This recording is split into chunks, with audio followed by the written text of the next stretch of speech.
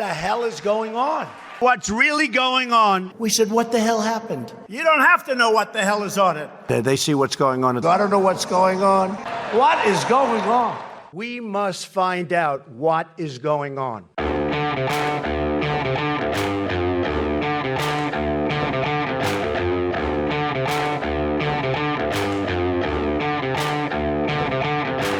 Hi, I'm Danielle Fredka. I'm Marc Thiessen. Welcome to our podcast, What the Hell is Going On?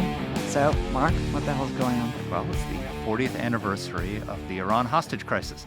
40 years ago this week, the Iranian regime took 50 U.S. diplomats in 1979 and held them for 444 days. And it was a watershed moment in our foreign policy that I think that is still having reverberations today, not just in the Iranian regime that is still an enemy and an adversary that our foreign policy is focused on, but just in the way we conduct foreign policy, how foreign policy flowed out of that period where Jimmy Carter was president in 1979. We had the Malays speech, we had the gas lines, we had the Soviet invasion of Afghanistan. We were projecting weakness in the world. We really were in a period where we thought that a lot of people thought America was in decline. And then came this hostage crisis where this little podunk country, I mean, it was the Great Persian Empire once, but this little country was willing to slap us in the face and take 50 Americans, overtake an embassy and take us hostage for 444 days, and we were powerless to do anything about it. No, we were paralyzed. You know, it's funny. So people of a certain age remember this well. But for anybody who isn't of that certain age, it's really hard to describe how this loomed large in the American consciousness. You know, when history gets taught, when people focus on this era, they tend to focus on the fall of the Shah and the arrival of Khomeini, which happened in February of 1979, and that really wasn't it. Yeah, okay, that was a bad thing, and, people noticed it, but what really riveted normal people outside Washington, was this American embassy being taken over by this group of rabble Islamist extremists. And this was all over our screen, right? So-called students in some cases, but it was all over our screens. And folks, it wasn't like you could switch off and go to HBO in those days. We had 4 TV stations if you included PBS, and this was on all of them. I went back actually to look at a little bit of video from this period, and man, it was saturation coverage. Let's play a little bit of that right now. The American embassy in Tehran is in the hands of Muslim students tonight. Spurred on by an anti-American speech by the Ayatollah Khomeini, they stormed the embassy, fought the Marine Guards for 3 hours, overpowered them, and took dozens of American hostages. The students want the deposed Shah returned to Iran for trial. United States Marine Corps guards used tear gas to try to disperse the mob of Islamic students. But that wasn't enough. Hundreds of Iranians finally overran the embassy compound, seizing about 90 people, mostly Americans. The hostages, men and women, were blindfolded and herded into the embassy's basement. So you can really hear of the iconic moments, and we're going to talk about one of them next week in our great anniversary series, where you see the fall of the wall as an iconic moment. The fall of the Soviet Union is an iconic moment. Kennedy's Berlin speech, the Berlin airlift. This was, and especially for our involvement in the Middle East, this was a huge iconic moment. And this was also the start of a 4-decade-long struggle with Islamic radicalism. So, most people today have living memory of the September 11, 2001 terrorist attacks, but this all began 2 decades before that with the rise of the Iranian regime, the Shia, because there's 2 faces of Islamic radicalism. There's the Shia face of Islamic radicalism, and there's the Sunni face of Islamic radicalism. And for the first 2 decades, we were at war primarily with the Shia face of Islamic radicalism. We're talking about the fall of the Shah in 79, the hostage crisis begins, and a mere 4 years later, we have more than 200 Marines killed in an Iranian-sponsored attack against our installation in Beirut. And we cut and run. Under our beloved Ronald Reagan. Yes, exactly. And this was one of the things to the Iranian-sponsored attack in Beirut was one of the things that directly led to the 9/11 attacks, because Osama bin Laden in his writings, I wrote a speech for President Bush. I remember he called me into the Oval Office once and he said, I want you to write a speech about the terrorists in their own words. I want you to go and read Osama bin Laden's writings, read what they say that they want to do. And I went back and read, and it was amazing how often Osama bin Laden referred to the Beirut bombings as evidence that the Americans were weak and decadent, that if we just hit them hard enough, they would run. Right. Just like we did in Beirut, just like we had in Vietnam. And this was evidence that al-Qaeda could get us to leave the Middle East if they just hit us hard enough. No, this is really important because, again, we look at this from Washington's perspective, and that obviously skews how we see this. But from the perspective of the region, this is a huge break with the past. And, we'll talk about this a little bit with our guest, but you have, the post-World War II era in the Middle East, and you have the end of colonialism, and, one king after another falls to socialist and communist-backed younger leaders, none of whom have any staying power.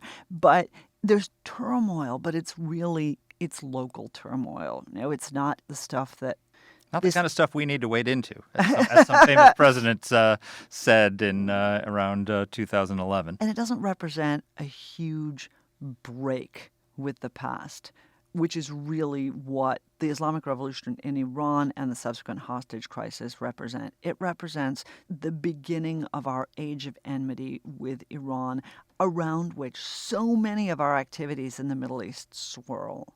Whether it is, to this day. Well, of course, to this Yeah. day. I mean, when you talk, Hillary Clinton says crippling sanctions, and Donald Trump says maximum pressure, and Barack Obama talks about the outstretched hand, and of course, what they're all talking about is the Islamic Republic of Iran. No, that's exactly right. We talked about the bombing of the Marine barracks in Beirut. There was the Khobar Towers attack in 1995, where Saudi Hezbollah was supported by Iran. Not just supported by Iran. Funded. There is a court case, and you and I dealt with this when we were on the Hill. There is a court case in Alexandria, Virginia, where the Iranians are directly fingered for responsibility for that attack on Khobar Towers. Yep. The Clinton administration would never do anything about it. Yet another instance where we've sort of caved in front of the Iranians. And then fast forward to just a few weeks ago when they launched an attack on Saudi Aramco. And so we are dealing with the fallout of this revolution and of this hostage crisis to this very day, and no president has been able to handle it. Yeah. It's flummoxed every president, Republican, Democrat. Jimmy Carter was terrible. Ronald Reagan left Beirut and struggled with how to deal with this. And we can keep going Barack from there. Obama tried appeasement. It didn't work. President Trump now is trying maximum pressure. Iran has flummoxed every leader in the last 40 years. That's true, but there's another thing that has happened with Iran that I think we don't get. And for some reason, we keep not getting. And that is how formative this event was for the Iranians. Yes. It wasn't just formative for us and our relationship with them. It was formative for them. Their hostility towards the United States is a pillar of their regime. Like hostility towards Israel, hostility to the United States is the touchstone, probably one of the most important after the Quran, is a touchstone of the Islamic Republic's leadership. And so I don't understand why it is that each president of the United States, with very, very few exceptions, comes in and wants to start secret talks with the Iranians, including our beloved Donald J. Trump. And including our beloved Ronald Reagan, who sent, a cake in the shape of a key to the earth through... Go look it up for those of you who don't remember that embarrassment. Mark and I aren't going to tell you about it. That certainly really deserves happened. to be forgotten. Today, most of the leadership of Iran are children of the revolution. They were there during the hostage crisis. They were there during the founding of the regime. They're not going to suddenly abandon the revolution. As long as that revolutionary generation is still leading, there's not going to be détente with the Iranian Republic. This is a touchstone for the Iranians, and I think that our failure to appreciate that has led us down the garden path paved with those paving stones of good intentions that lead to hell. I'm sure I mixed like 10,000 metaphors in there. I'm really sorry, always. folks. Well, we've got a great guest to talk to us about this today. So Ken Pollack is a resident scholar at AEI. He used to be at Brookings, but he defected over here, and we're so delighted to have him. Before that, he was at the National Security Council. He actually served twice on the NSC, and before that, he was at the Central Intelligence Agency. He's written a bunch of books. His most recent book isn't about Iran, but is just an amazing piece of work, Armies of Sand, about Arab militaries. But he wrote a book about this. But before that, he wrote couple different books about Iran. One of them, Unthinkable, Iran, the Bomb and American Strategy, and another called The Persian Puzzle, the conflict between Iran and America. I really do commend it to everybody, and I'm so happy that Ken was able to join us.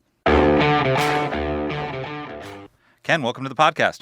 Thanks so much for having me on. So we're here marking the 40th anniversary of the hostage crisis in Tehran. Take us back to the hostage crisis. How did this unfold? Give us a little bit of the history for people who have forgotten. Sure. Well, first, 1979 February is when the Shah leaves Iran. Actually leaves in January. Khomeini arrives in February. That's really the beginning of the Islamic Republic. And let's understand, there's chaos in Iran at that time. It's like most revolutions. Everyone could agree that they didn't want the Shah. They were all in agreement that he had to go. But once he's gone, there are all kinds of competing factions trying to gain control. And the Islamists, led by Khomeini, are just one faction. They're trying to assert control, and Khomeini is a very well-respected figure, so they've got that advantage. But they're fighting against liberals, against Marxists, against a variety of ethnic groups who are trying to go their own way. They're trying to hold this whole thing together, and they're trying to build a new society. And within that grouping, you've got different people pushing and pulling in different directions. The hardline Islamists at some point realized that a very efficient, effective way for them to kind of rally the public around them is to create an external enemy in the United States of America. And so as we move from that January-February period where the Shah goes, Khomeini arrives, and the power struggle begins, as we go into the fall of 1979, the Iranian factions are looking for ways to assert themselves, and this hardline Islamist faction really kind of hits upon the United States of America as the scapegoat, as the way of alienating everyone else, discrediting all of their rivals. Now, there are lots of students very angry about lots of different things, happy that they've overthrown the regime, not clear what they're going to build in its place. They'd tried to take over the U.S. Embassy previously. They had taken part of it, but the Iranian government had moved back in and said, you guys get out of there. That's not how we want to do things. In the fall, though, it becomes clear that there's a group of students that is once again thinking about doing this, and this time around they are encouraged by the hardliners in the Islamic Party. We don't really know what the conversation looked like, but it is very clear that there was support behind the scenes, and this group of students, egged on by these hardline elements, goes and takes the U.S. Embassy. And the moment that that happens, in a period that we have seen repeated over and over again right to this day, this domestic political issue inside Tehran suddenly explodes into a foreign policy problem, one that sucks the United States in a way that we never wanted to be. And what's amazing about this is that, I don't want to say by accident, but let's say by a little bit of happenstance, the Islamic Republic kind of congeals around this virulent anti-Americanism from this pretty confused maelstrom beforehand. Now, all of this was helped by the fact that the Shah of Iran has left and come to the United States. So that helps focus and funnel the anger of the regime.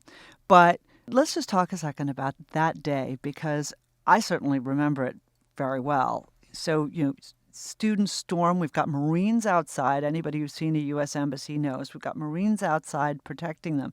But they quickly lose control. What happened? Well, a decision was made that we weren't going to resist, right? And look, it's a perfectly understandable one. The ambassador's out of the country, and the decision gets made that we're not going to be able to fight off all of these different students. If the Marines open fire, they'd kill a lot of people, but in the end, they'd be overcome anyway. We will have killed a lot of Iranians and will have worsened a very serious diplomatic incident, right? And the assumption was at the time, and this is typically the assumption made by diplomats in these kinds of circumstances, is, look, we can't really defend ourselves in this kind of a circumstance where you have thousands and thousands of Iranians literally coming over the walls, busting through the gates, many of them armed. You've got to rely on the host country to defend you. And again, as I said before, this had happened already in the spring, and the Iranian regime, such as it was, had intervened and had cleared out the protesters and the demonstrators and had restored the embassy, and the expectation was that they would do it again.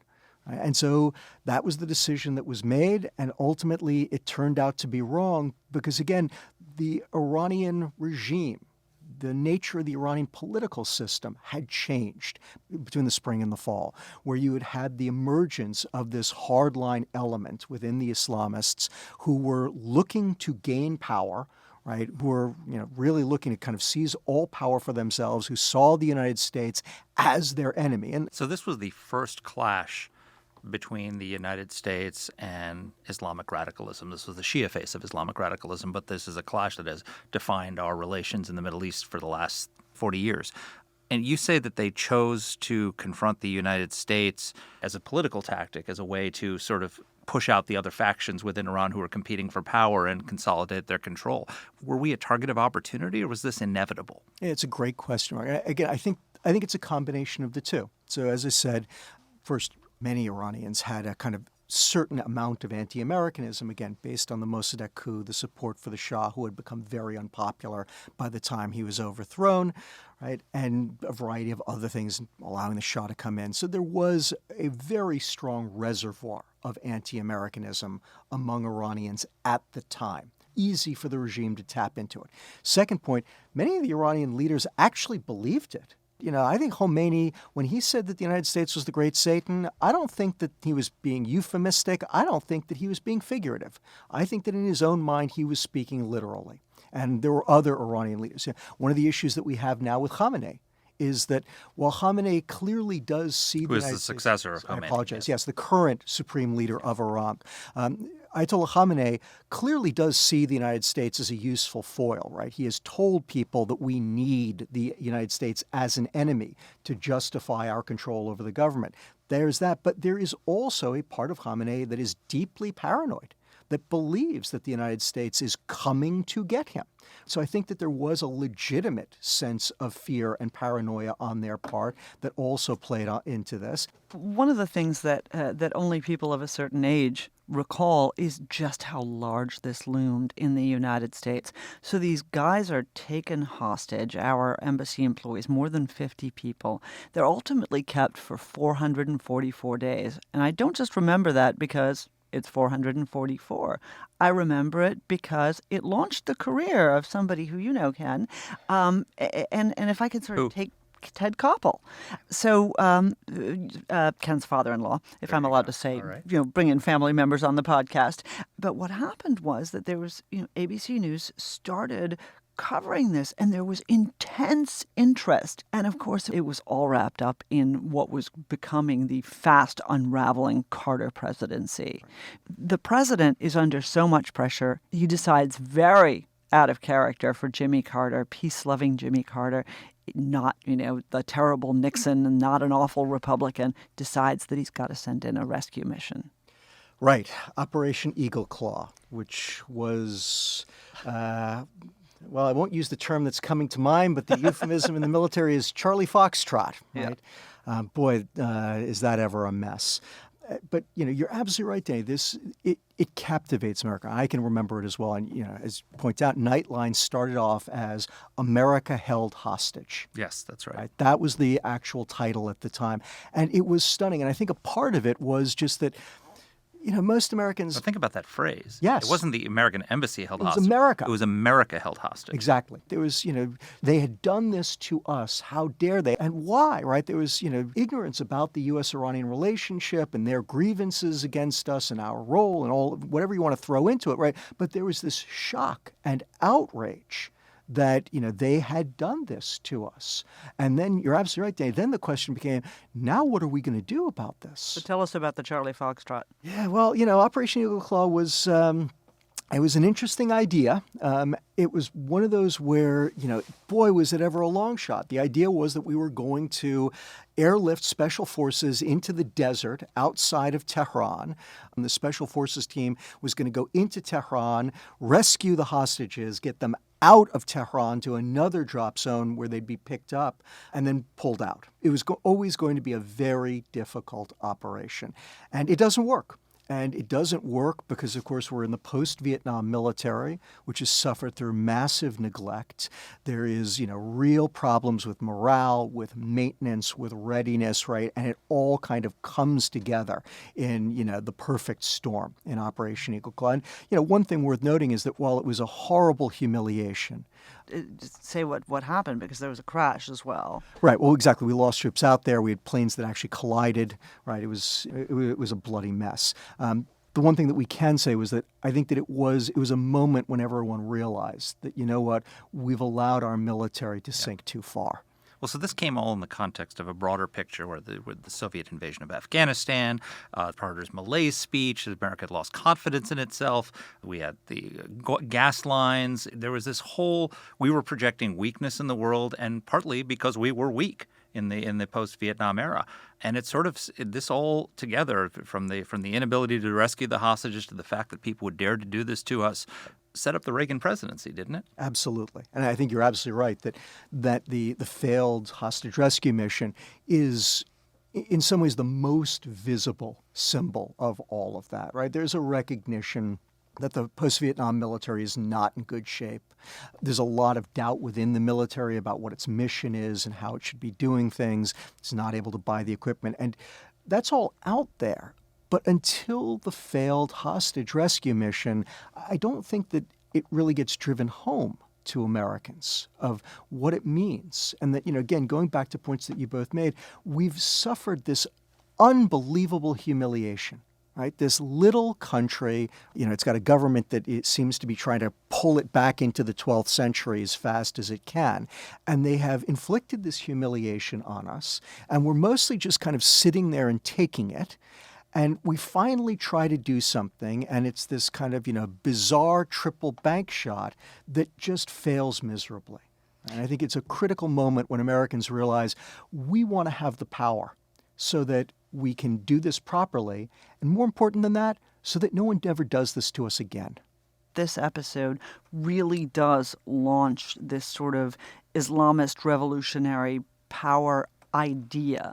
And the Iranians have really been effective and influential at building this as a model that now Sunnis have adopted. But, they talked about exporting the revolution, and we've always kind of laughed about that phrase. They haven't exported the revolution, but their model of Islamist extremism, their support for terrorist groups, and their abilities really they seemed to gel at that moment. And a lot of the guys who were the students, and I think that they were students, many of them at the time, who took the hostages, still loom large in Iranian politics today. Sure. Although what's interesting is on that last point, we're increasingly having these former Iranian students coming forward and saying this was a mistake, right? We should not have done this. Oh, yeah. We've had a number in recent years. In fact, there was one in the news just the other day where one of the student leaders was coming forward and saying this was a mistake. So talk about that a little bit, because it's interesting. Well, just, they are recognizing that it set them on this course of enmity with the United States, enmity with the world. They marked themselves out as being pariahs, right? We should remember that the entire world sanctions the Iranian regime after the hostage taking. And it's something that the Iranian regime often revels in, especially during this period of time, but afterwards as well, because they see themselves as revolutionaries, right? Kissinger's very famous line about Iran needs to decide whether it's a cause or a nation, right? They love being a cause, a revolutionary cause. So there is a recognition increasingly, I think, among many of these people, that's not done well for the Iranians, that this has not paid off for them. Iran today is a pretty poor, pretty unhappy country. More poor than it was at that moment, which is remarkable, right? Absolutely. So they've got these 444 days of hostages that they're hanging on to. And in many ways, that attitude has not changed to this day. It does make me ask why there's so little recognition of that history inside the U.S. government among not just the John Kerrys and the Barack Obamas who were desperate to make peace, or the Madeleine Albrights who apologized for, all of our many, many sins over the years in a desperate attempt to suck up to the Iranians and bring us back together again. But why now are we still trying understanding how integral this is and that episode was to their identity. You know, what so many Americans see is they see an Iranian population that doesn't like its present circumstances, that frankly hates the regime and hates the system that they've grown up under. And it's a wildly young population, right? And they desperately want the better relationship with the United States. And the assumption is, well, we've got to find a way to reach out to them. We've got to find a way to help them gain control over their country. And, again, it's a lovely idea. And as I said, I've been part of a couple of efforts to try to do that. It just hasn't worked because this regime is so firmly in control. Right. And I think we have to recognize that there are two things that this regime is good at. And it actually goes back to an earlier point you made before, Dany, which I wanted to pick up on because it's a very important one. One thing that they're very good at, staying in power in Tehran. Right? And what we've seen from them is they are willing to use whatever force, whatever means are necessary to remain completely in control in Tehran. They show no remorse. They show no mercy. Whoever opposes them gets crushed as much as they need to. That's one thing they're very good at. The other thing that they're very good at is breaking things. Mm-hmm. Right? But it goes back to the point that you were making, and Marc, your point as well about Shia extremism, Islamic extremism. You're right that it did inspire lots of other would-be revolutionaries, terrorists, insurgents. They've also aided and abetted them all across the Middle East. Anyone who is interested in using violence to overturn the status quo, whether they are Sunni or Shia, whether they are Muslim or Christian or something else, Kurd, Marxist, you name it, the Iranians are in there supporting them. They're very good at bringing down other regimes. They are not good at building anything meaningful, anything durable, and anything desirable in its place. Again, there are lots of reasons why the Middle East is such a mess. But Iran's role in helping pull things down without putting anything positive in its place, it's certainly an element of it. So the first half of the conflict, of this 4-decade conflict we've had with Islamic radicalism, we were pretty much in conflict with Shia extremism. Until 9/11, the Iranian regime was responsible for the death of more Americans than any other terrorist movement in the world, starting with from the Beirut barracks bombing to the Khobar Towers, right? And then the Sunnis get in on the act, and we have al-Qaeda and we have the 9/11 attacks. And so we've been focused largely for the last few decades on the Sunni extremists who attacked us and brought down those buildings. There was actually a great deal, even though Shia and Sunni don't get along and hate each other, there was a level of cooperation between these two radical extremist movements. It was Iran that taught al-Qaeda how to bring down buildings. And there was an al-Qaeda cell in Tehran for years that was the only cell that has never been hit by a drone strike. Talk a little bit about the relationship between the two factions of the two faces of Islamic radicalism, the Sunni and the Shia faction, and how they interact. Sure. Great question, great set of issues. So it starts with the point that I just made, which is that the Iranians are interested in overturning the regional status quo. So the Iranian perspective has always been maximum chaos. Anyone who wants to overthrow things is good with us, right? And these, crazy Salafi Sunni jihadists, they were perfectly useful tools from the Iranian perspective. And they were willing to do all kinds of mayhem. And the more that the Iranians could help them do so, they were glad to do it. We get stuck on this Sunni-Shia divide. The Iranians don't. They recognize when a group like ISIS comes along and invades part of Iraq, which A, threatens their own influence, that is Iran's influence in Iraq, but B, these guys are saying we want to kill all the Shia, right? They can recognize that and say that's too much for us, right? And we will come in and aid the Iraqis in pushing back on ISIS. But other than that, you want to kill people? Hey, have at it. So let's go back to the hostage crisis for a second. So, basically, this crisis produced a critique of the Carter foreign policy, which was epitomized, which was outlined by Jeane Kirkpatrick in her famous essay, Dictatorships and Double Standards, where basically she said Jimmy Carter lost Iran, just like he lost Nicaragua, that we were making a mistake by not standing with these pro-American authoritarians, and that we basically needed to, his over-focus on human rights led to this collapse and to all the debacles that came from that. And that led in part to the Reagan administration, which came in and was ironically very pro-human rights in the sense of fighting the Soviet Union and supporting the democracies in Central Europe, but also got along with a lot of friendly autocrats. So I'll offer a few thoughts on that. First, look, Carter has just endless problems as a foreign policy president, domestic policy president too. I find it hard to blame Carter for the collapse of the Shah. The Shah made his own bed. The truth of the matter is, as I was talking before, I said, the Iranians have some truth in their narrative, but it's also exaggerated, right? Yes, we did back the Shah. The truth is the Shah made his own bed. And especially as we come out of the 1960s, increasingly the United States is allowing the Shah to run everything. With regard to the crisis itself, the truth of the matter is the United States tells the Shah that he needs to do or should do whatever he needs to stay in power. Right? There's this incredible moment when the NSC is debating this. Cy Vance wants to tell the Shah that, he is going to have to do things peacefully. Brzezinski says absolutely not. All means necessary. Carter votes with Brzezinski. There is a phone call, with Brzezinski where Brzezinski says, do whatever you have to, and we will back you up. And the next day, the Shah meets with our ambassador and says, I need a clearer signal. And our ambassador says to him, you're not going to get a clearer signal. So that's in diplomatic language, he told you to kill as many people as you need to.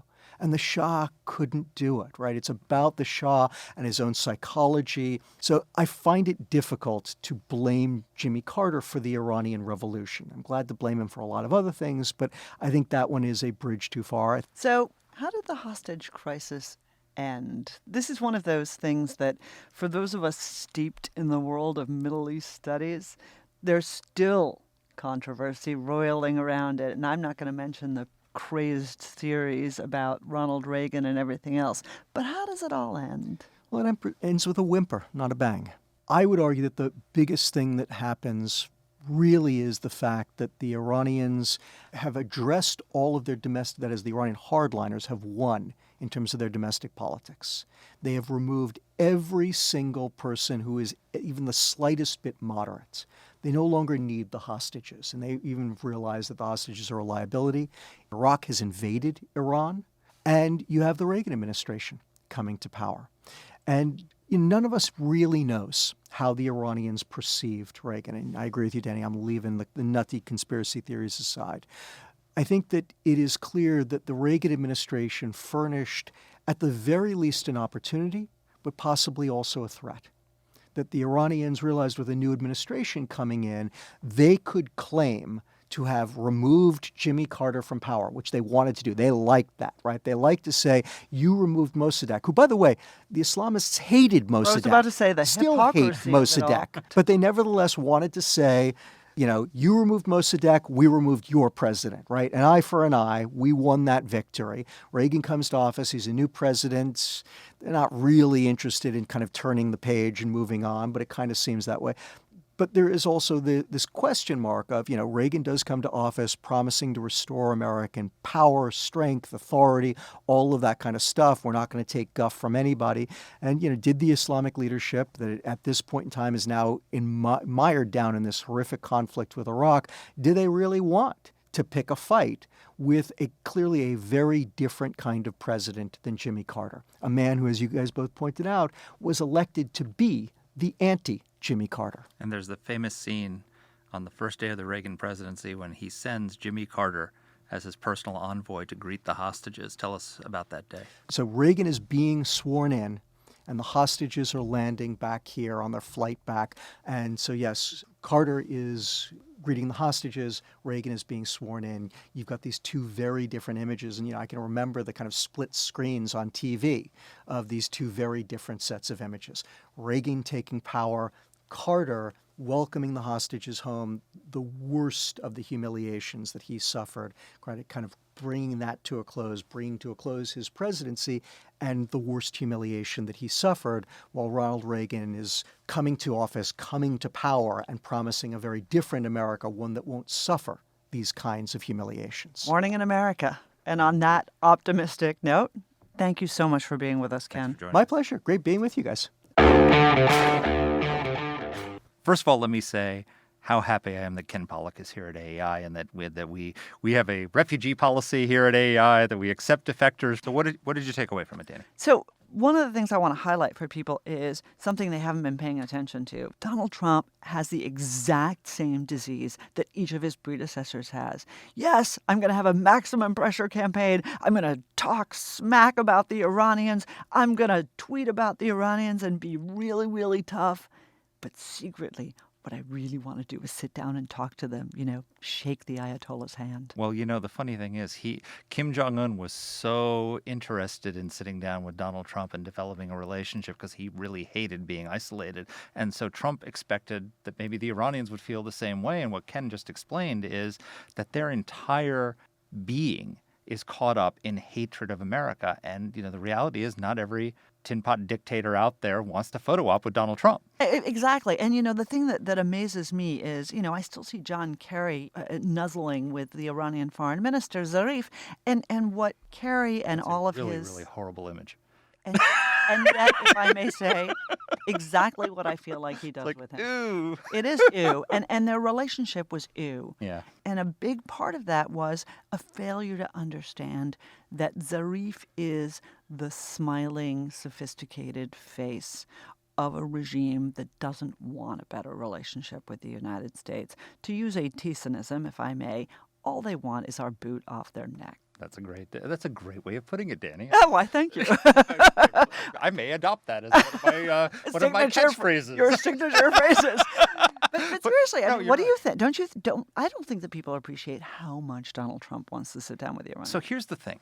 So in a lot of the cases where Donald Trump is doing the right thing in foreign policy, he's not necessarily doing it for the right reasons or out of a strategy. So Donald Trump correctly recognized that the Iran nuclear deal was a bad deal, that one of the reasons why he inherited an Iran that was on the march across the Middle East is because they were flush with cash because of the Iran nuclear deal. You can actually look, the BBC has the story of Iran in 6 charts, and one of them is Iran's GDP growth. Right before the Iran nuclear deal, they had negative 2% GDP growth. The year of the Iran nuclear deal, 12.3% growth. After pulling out of the Iran nuclear deal, they're now at negative 3.9 last year, and they're going to be negative 6 this year. So they literally, you can see how the nuclear deal took them up off the mat economically, allowed them to have the cash to spread support for all the Hezbollah, the Houthis, Hamas. Hamas. So pulling out of that and putting on these maximum pressure sanctions is a good in and of itself. Yes. And Donald Trump is doing it because he wants to get a deal. He's never going to get a deal. They're never going to sit down with him, and that's fine. But the maximum pressure campaign, even if he intends it to bring the Iranians to the table, it is a good in and of itself because it is starving the Iranians of the resources to spread mischief and spread terror and anti-American sentiment across the Middle East. There's another parallel with the Carter era and the subsequent debacles in our relationship with Iran, and that is that we acquiesced in the notion that the Shah needed to go at a certain point. Ken explains that it was much more complex than that, but at the end of the day, he left. American troops didn't come in, our Marines didn't shoot at the crowds from the embassy.